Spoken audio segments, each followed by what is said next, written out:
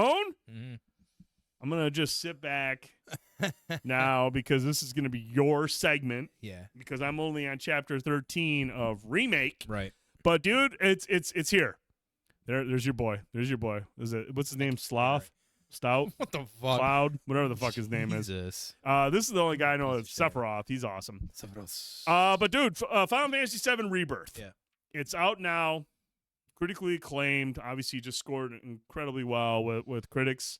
And by all accounts, what I've seen on social media, 25 gamers are fucking loving it as well. Yeah. But dude, I want to get your thoughts, man. You've got about you're almost 10 hours into it. Yeah. And you were a big fan of Remake. You were playing through Remake again, getting prepared for this. Quick initial early impressions of Rebirth so far.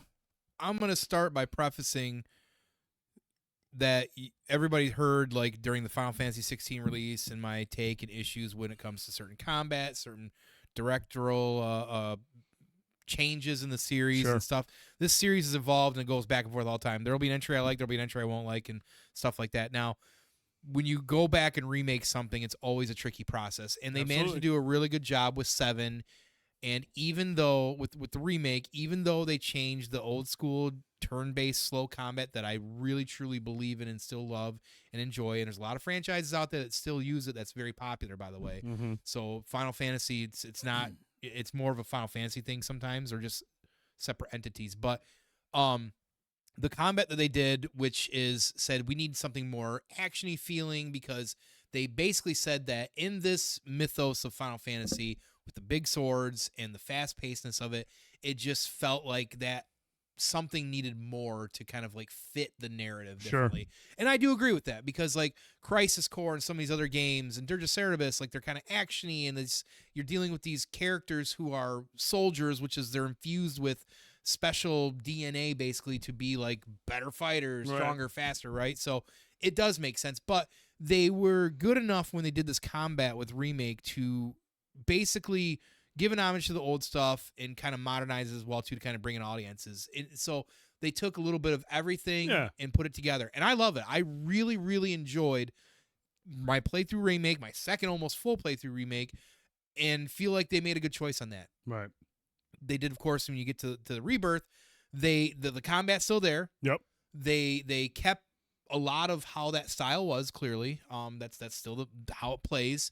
And I'll talk about the differences here in the combat in a moment. But what makes Rebirth crazy is like, so Remake, you're stuck in Midgar. It's a smaller kind of zoned in thing. It's more like the modern Final Fantasies, which is a little bit more linear, which has always been something I've been critical of. Now 15 kind of lets you open up a little bit more. Big time, actually. Yeah, like 16 in some ways kind of did, but kind of didn't as well too. 16 was a little bit more contained in certain ways, and felt like I couldn't walk from here and all the way across the map, which is something that, those kind of games takes back you in out the of day. it a little bit, yeah. Rebirth, though, since you're out of Midgar, you leave Midgar, and then now you're in the open world, and they give you an open world game. What's the name of the world? Is it Nibble? So no, this is you start in the grasslands. Okay. But this is just basically the world of Final Fantasy. Like it's oh shit. Okay. It's I can't think of the actual name. Nipple. It's definitely Nipple. So you're actually out and you're able to walk around and do stuff. Now, that comes with it. What's crazy is they give you so much to do. It's almost overwhelming at first, because when you're playing Remake, like you've got some side quests. That's about it. It's pretty linear. Yeah, I felt like when I'm 13 chapters in there, I feel like it's a beautiful, big looking world. Yes, but you're still kind of confined to a linear path. And it was like that in the original too. And what they did was with Remake, and I know this is old news, but just to kind of give you the scope of why it's so different. In the original iteration in the 90s, like when you're in Midgar, it was like probably 7 hours, maybe we'll say, maybe even less. I don't know, but it's been so long. But it was still it was a little bit more linear. You're meeting characters, you're building story, trying to figure stuff out, you're pushing forward, and then even though Midgar's big, you only had certain areas to go, blah, blah, blah. And then you get out into the open world, you're like, oh shit, I can walk all over kind of thing. And they're doing that with this as well too. But what they did with the Remake is they took some characters and stories that they didn't really flesh out, and maybe they didn't need to, but I like that they fleshed that out in Remake, because it gave certain characters more depth, and when things either would change, or choices or stuff would happen to them, it made those things like more impactful. Yeah. And with this, what's great about it is that you have all this open world, you got all this stuff, and it's just like you're in this world. And if you thought the remake was pretty, holy shit! Like this game, I've heard this game is beautiful, fucking like, gorgeous. Yeah. It's fucking gorgeous, like the vistas and the views and the things you can do. Now, I love that there is a lot of things to do. Some of it is already a little hooking, like the card game, the Queen's Blood. Is Queen's this Blood. like Gwent? Is it like Gwent? It is. It wants to be like Gwent. Gwent's a little bit of a finer chef's kiss on it. It tries, and I give it credit. Yeah. The problem I have with it, I feel like there's a rubber band effect somewhere in there. It took me about 14 tries to beat one character, the third character you can play in this game. Okay. And I'm like, that's a little bit. So it's not quite where it needs to be. Now there's some strategy, but like I know you can get card and build and different stuff. Is oh hey, what is up? Look who it is. Oh, is that St. John's, Michigan? Jason? Yeah, buddy. what is up, dude? my friend? His Jason. Oh man, was so dope at the Comic-Con. Walking around with that body with the body with the hook in its head. Love it, dude. Hey, if you guys like telling me, one of the highlights for the Middle Mall Comic-Con this year was St. John's, Michigan's Jason. He has just this incredible Jason Voorhees getup that's like accurate as fuck to what you see on the screen, and he's just got like, and again, I appreciate, like, dude, it's one thing if you throw on a Jason mask and some rag clothes, where I'm talking like details in the back of Jason's head. I mean, the wounds, the open wounds, the decay. Yeah, that's pretty gnarly. And I mean, like spot on, like really fucking awesome Jason stuff. And then he's just dragging this body around throughout the entire Comic-Con. He got up on stage as part of the contest. He was great. Like, so appreciate you stopping by, dude. If you guys get a chance, just check out his stuff. I think he is on Instagram. There's also, I know there's a Facebook page. He's got a Facebook page, yeah. I believe, right? Check out St. John's, Michigan, Jason. And it's fucking awesome, man. His stuff is really good. Like, I just appreciate when people do something, because like Michael Myers and like I won't even say Freddy. I think Freddy has to be really detailed when you do certain things. But when it comes to Jason, there is so much detail to his character. I mean, not so much in the first couple Friday the 13th movies, but like the later ones where he's like really decaying. Oh yeah, yeah. And you get to see all the shit on him. Like he's a hot mess. Yeah. And St. John's, Michigan, Jason, he does a great job at like conveying that through his outfit and through his getup. It is fucking incredible. That's great. Dude. It was really good. I mean, it was so funny when he was on stage. My oldest son, he's currently like just in that like horror mode right now. He loves, like, Michael Myers scares the shit out of him. Jason scares the shit out of him. And when St. John's, Michigan went on stage, I looked over at my son who was sitting down on the ground. He was like this. Yeah. Like, he was just amazed by it, and I was just so excited for him to see that. So it was awesome to see you out there, man. Appreciate you stopping by, bro. Yeah, absolutely. And he's now on Twitch. Well, there you go. Perfect. Follow him on Twitch. Give him a holler. You should just stream that Friday the 13th game. That's all you should. No, which one would you watch parties? Play all the time. old Friday the 13th game. Remember that one on NES? Yeah, I played the shit out of that. That shit game. was tough. Yeah, it was hard as fuck. When Jason showed up, man, you were fucked. Thought I beat him one time, and I did, but the problem is, it's like you don't fully beat him. You can't beat Jason, you bro. Go like through the caves and do some extra stuff. You can think you beat him. Yeah. He tricks you into believing that shit, man. He knows what's up. Either way. No, man, we appreciate you stopping by, brother, man. I hope everything's good on your end, and we look forward to seeing more of you throughout the year and hopefully at next year's Comic-Con. Yeah, absolutely. But Tone, I digress. Oh yeah, so again, a lot to do. When you open this world up in the old game, you kind of still had to know where you were kind of going, and you did. This game gives you so much more things to do. Sure. And like, I love all those options. So it's kind of like, how I wouldn't say it's as messy as an Assassin's Creed, but you know what I mean? Like, you'll have 6 different things you can do that you gotta follow. This actually has a pretty good handful. I'd say like 4 or 5 different things at least that you can do. And so it's, if you're a completionist, there's a lot of hours you can put into doing that stuff. A lot of hours. And you can, and that's fine. And I like that, and I appreciate that, and I'm going to really dive into that. I haven't had the time I wanted to, but that's my goal. Now, my only thing about it so far that I find is a little bit of a con for me is when it comes to the combat. I really still like the combat. I do appreciate it, but they've added more layers to the combat, and initially I think when you hear that, you're saying, "Oh, that's good. More things to do." But is that more things to do in still a certain amount of time? Because I think, what is it? And when you do the turn-based stuff, it's slow motion, right? Right.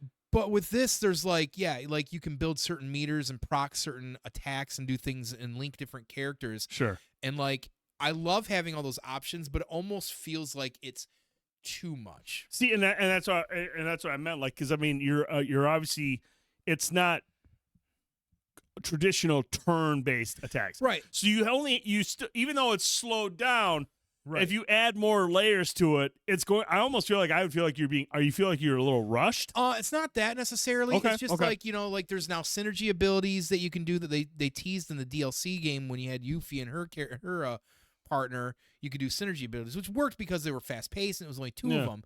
In this, like you literally, if you have your party of 3, you can synergize different moves as you're building different meters, which is cool and great. But like the combat sometimes can get so fast paced and stuff like that. Like it's great having all this fluff, but sometimes I feel like, well, I'm not even utilizing some of these things because I'm doing other things I don't need to. Yeah. Right. Because like if you just do the main things that you need to do, you're also just doing fine. Like it's doing what it needs to do. So,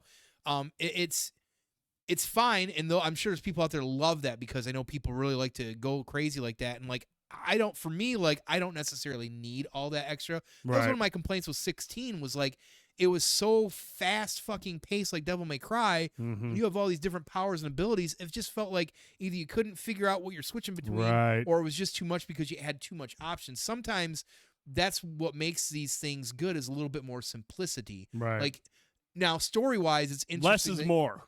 Right. Story-wise, it's interesting that because you come out of Remake and you're like, you didn't have these abilities in Remake. What's the point in having them now? Well, the way I looked at it in my head, canonically, did I say that right? Canonically. See? Yeah, Jesus. yeah. Fuck that, right? Fuck that word. Phonics. Yeah, right. Phonics didn't do shit for me, bro. It makes sense because in the first game, you're with these characters for a small amount of time. You're still getting to know each other. But now that you're out in the open world, you've been working with each other for a while. Now you guys can all synergize and you guys kind of get used to each other. So it makes sense to me. But what is cool outside of like a little bit of the extra stuff that the combat gives you is how the characters work now. You can switch characters in at any time. And when you're 3 of you are fighting in the background, since you're out in the open world, the other 2 are just kind of like for fluff, like Barrett might be shooting or somebody might, Red 13's out there to use him. It's really cool that you can actually finally use Red 13, which is awesome. He's a character or a fan favorite. So you can do different like synergies and build different parties as well too with the different synergize as well too. So it feels almost like an old school Chrono Trigger. But listen, I could dive into that a whole lot. Like the end of the story here, it's a great game so far. It's getting a lot of great accolades. It deserves it. It's a beautiful game. I'm enjoying it. I can't wait to see where some of the story is going to go. Mm-hmm. A lot of the complaints I'm seeing from most everybody online, the biggest thing though, is they're saying it's too much mini games. And I know I haven't. I heard there's no shortage of mini games. Yeah, and people are actually kind of complaining about it because sometimes, like, listen, not every gamer plays 50 hours a week games and is like fast triggered players, right? Some of these people are like, man, the learning curve on some of the stuff sucks because some of these mini games apparently you get to and you have to complete to move forward in the story, and people are getting frustrated with that. So I think it's a fair complaint. Like, sometimes again, as you said, sometimes too much is just too much. Like you don't need all that, right? So, but overall, like, listen, I love the world, I love the characters. This Final Fantasy is my second favorite or third favorite Final Fantasy of the series. It's in my top 3. I'm once it's all said and done, I might even like this in the original. We'll see, but.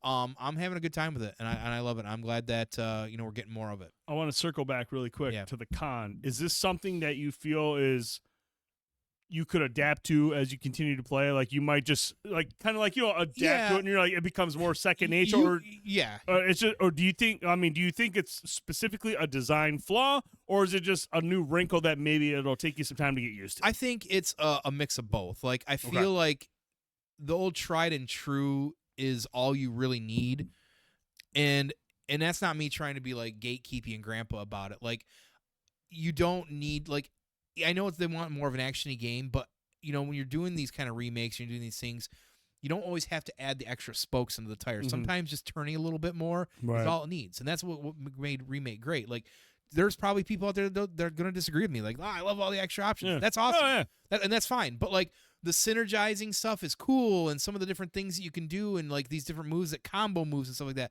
it's cool and fun. But like honestly, like it's not like so far I don't feel like it's necessary in some of my combat. Now maybe in some of the like summon combats or the big boss combats, it might be. See, that's what I was wondering. You It's like, know, I wonder if it's one of those things where, like, right now you're just like, it's kind of annoying. Right. But, like, maybe there's going to be something that's going to happen later on, maybe an encounter, or maybe Yeah. it'll change something where you can be like, oh, now I see where it's beneficial. Right. It might be one of those things. But, I mean, yeah, I was just kind of curious, like, is it something that you feel is, like, just completely out of place? Or maybe it just you haven't figured out quite, like, what purpose Right, it because serves. the way I play like an RPG is like tactfully when I figure out like, either a weakness or something that works against something, well, I'm trying to beat it, right? Right. So why the fuck, if fire's good against that, why would I not spam that the whole fucking time if I can? It's a valid point. You know what I mean? I'm trying to move forward. Like, yeah, it's cool to have all the extra fluff, but if you don't need it, like, okay, cool. So it looks cool, right? Like, that's awesome. But like, I just like when I play these games because they are a form of strategy. Like, I'm trying to always find a way to like, find out its weakness or break the game or whatever it is. Right. So sometimes you don't need that stuff. That's I fair. don't know, That's fair. but we'll see. But regardless of that fact, yes, I know everybody's doing the early contender for Game of the Year, and There's a lot of hype. I mean, it's early, but I mean, in this genre of RPGs, it's only going to have probably a few to really contend with this year, so we'll see. We'll see. Next week, there's supposed to be one coming out that might challenge it. We'll see. Dragon's We will Dogma 2. see. The previews for that have been like really, really good. Yeah. But I mean, that's the beauty of the RPG genre. I feel like there's Yeah. so many different directions you can go with RPGs. Like, I mean, shit, dude. I mean, that one was the one that just came out, the unicorn one. Yeah, there's another good example, Dude, too. like that thing came. I mean, obviously, I don't want to say it came out of left field because Vanillaware has been fucking incredible Right. with Odin Sphere and what was it, Dragon's Crown. Mhm. They've made some fucking incredible games. The 13 Sentinel game is well received and well revered by gamers and critics alike. So when this Overload, is it Unicorn Overload or Overlord? Overlord. Is it Overlord? Unicorn Overlord. Unicorn Overlord. Yeah. I jumped in. I actually downloaded the demo because, like, man, I was like, the I did reviews too. on this thing were fucking Yeah, I did incredible. too. And it was weird for me because I had never played a game like that where when you go into combat, you have no control over the actual moves. Yeah. Where the appeal of the game is building your squad and setting their like, I don't want to say predetermined moves, but their tendencies when you go into combat, and then you watch it unfold. That part of it was kind of weird to me. I was like, oh, I didn't realize it was that, because that's where the strategy is. Like, when you think of when I think of strategy RPGs, I'm thinking, okay, I'm going to go in, make sure this character's here, have like the formation, and then I'm going to do turn-based stuff. Whereas this is where, like, okay, you set up all of your stuff prior to combat, and then it just goes like the game figures out this is the best option for the strategy you've chosen. I thought that was really interesting, but it has reviewed incredibly well. Very well. And again, kudos to Vanillaware. I just feel like every time they put something out, it's an unexpected banger. I don't know if that's even such a thing, where like they put out a game. How can you not expect this shit to be fucking incredible? Right, because they did Odin Sphere as well, right? Odin Sphere, Dragon's Crown. Oh, fuck yeah, I played Odin Sphere. Odin Sphere was fucking... Odin Sphere and Dragon's Crown. My favorite of those. When they put those out, those were the cross games that they had a Vita version. You will. We'll be able to watch this. So absolutely, man. It'll be on YouTube. Or if you like audio podcasts, you can listen to it on Spotify, iTunes, wherever you listen to stuff. But yeah, you can check it out anywhere, man. We appreciate it. I know it's running late. We appreciate you stopping by, bro. Always good to see him, man. He was awesome. But like, yeah, man, it's just like I just feel like Vanillaware just can't go wrong. Like they just every time they put out something, oh no, man, we appreciate that, man. We appreciate you a lot, dude. But no, man, it's awesome to see Vanillaware just continue to do well. So, but anyways, back to Final Fantasy VII Rebirth. We want to get you guys and girls' thoughts. Let us know in the comments below. What do you think of Tone's initial reaction to it? What are some things that you dig about it? Are there any things about it that you're kind of like, oh, I don't know how I feel about it? Let us know in the comments below. We want to hear from you. Tone, we still have a lot